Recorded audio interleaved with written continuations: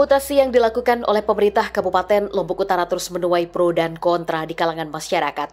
Ada yang mendukung, ada juga yang malah mengkritisi karena asumsi dan perbedaan pandangan mereka terhadap birokrasi saat ini.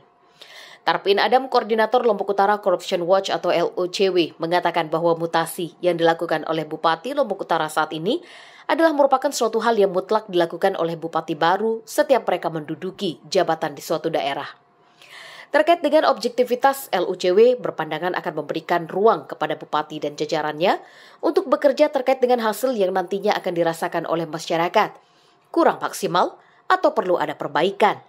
Maka disitulah peran LSM sebagai lembaga swadaya masyarakat untuk menyuarakan kepada pemerintah terkait dengan kebijakan yang telah dikeluarkan. Kami di lembaga swadaya masyarakat LOCW KLU tentang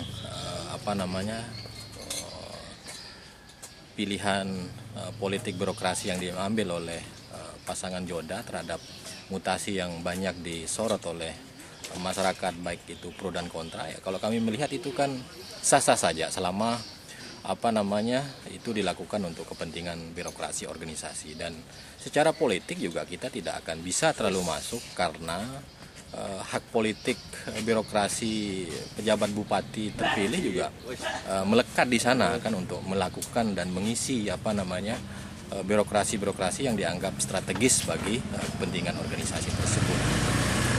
Kalaupun sekarang kita mengklaim ini tidak objektif, ini di luar prosedur, saya pikir ada langkah-langkah yang bisa dilakukan oleh para pihak ataupun ASN yang memang merasa keberatan, misalnya kalau ada yang keberatan terhadap komposisi yang dikeluarkan dalam program mutasi tersebut. Tapi yang perlu kita tekankan di sini adalah siapapun bupati pasti akan melakukan langkah-langkah sama dengan hal-hal yang seperti ini. Jadi kita memang memiliki tugas untuk melakukan pengawasan, tetapi kan kita lihat, berikanlah dulu waktu mereka bekerja setelah mereka mendapat jabatan ataupun posisi baru.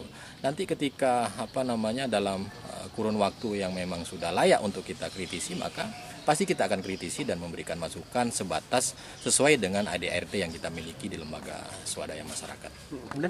Konsekuensi sebuah jabatan adalah ketika kepala daerah yang didukung menang, maka otomatis pejabatnya akan semakin nyaman, dan konsekuensi logis sebaliknya adalah ketika calon bupati yang didukungnya kalah, walaupun mereka bersifat abu-abu, maka bersiaplah sebagai staf di tempat mereka tempo hari menjadi bos.